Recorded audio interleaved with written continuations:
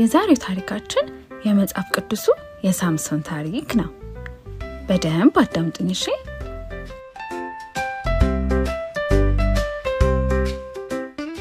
በዚያን ዘመን እስራኤላውያን በሰሩት ኃጢአትና በደል እግዚአብሔር ለ40 ዓመታት ለፍልስጤማውያን አሳልፎ ሰጥቷቸው ነበር።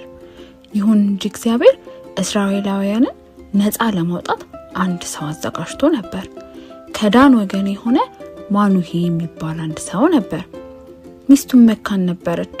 የእግዚአብሔር መልአክ ተገልጦላት እነሆ ወንድ ልጅን ትወልጃለሽ፣ የሚያሰክር መጠጥ እንዲሁም ርኩስ ውድብን አትብዪ፣ ልጁም ከእናቱ ጀምሮ ለእግዚአብሔር የተለየ ናዝራዊ ይሆናል፣ ፀጉሩንም ፈጽሞ አትቁረጪ፣ እሱም እስራኤላውያንን ከፍልስጤማውያን እጅ ነፃ ያወጣል።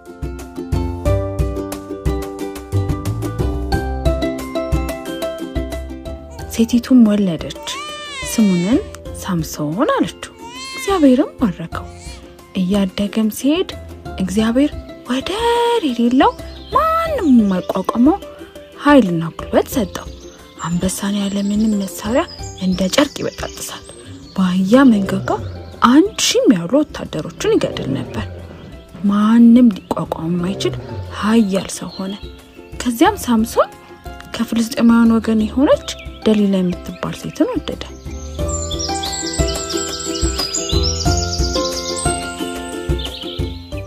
የፍልስጤም መኳንንቶች የኃይሉን ምንጭ እንድታውጣጣውና እያንዳንዳቸውም 100 ብር እንዲሰጡ ነግራው አሳመናት። ከዛ ምስጢሩን እንዲነግራት ሳምሶንን በየቀኑ ጠይቀው ነበር። ደሊላም ሳምሶንን ምን ሲሆን ነው ኃይልህ የሚጠፋውና እንደሌላ ሰው የምትሆነው አለችው።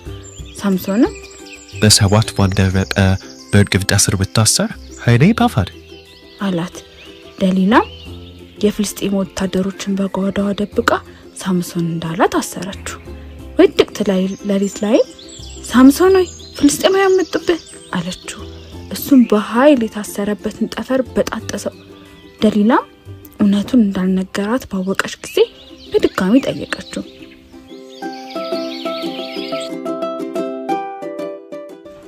አሁንም በሌላ አዲስ ገመድ ብታሰር ኃይሌ ይጠፋል አላት።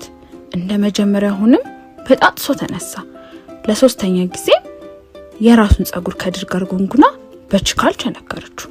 አሁንም ግን ሳምሶን የኃይሉን ምክንያት በትክክል ስላልነገራት ድሩን በጣጥሶ ችካሉን ነቅሎ ተነሳ።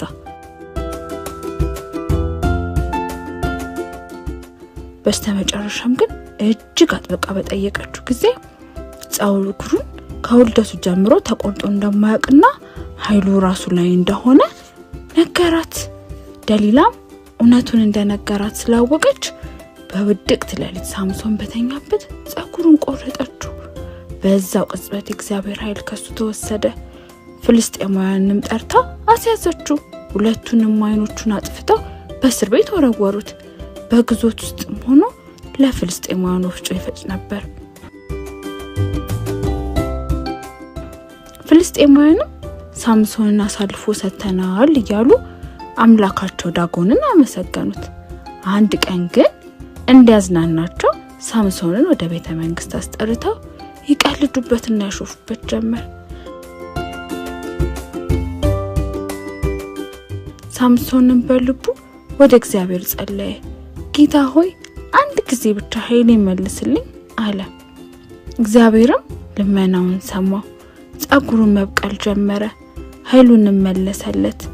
ሳምሶንም የቤተ መንግስቱን 2 ምሰሶዎች በእጆቹ በመያዝ በኃይል ገፋቸው። ቤተ መንግስቱም በታላቅ ድምጽ ፈራረሰ።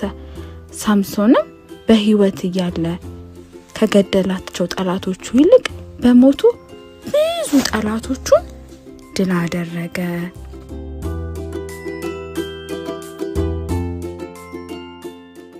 ልጆችዬ ለዛሬው የነበረን የመጽሐፍ ቅዱስ ትምህርት ይሄን ይመስላል። በሚቀጥለው ሳምንት ደግሞ በአዲስ ትምህርት እስክንገናኝ ድረስ መልካም ሳምንት።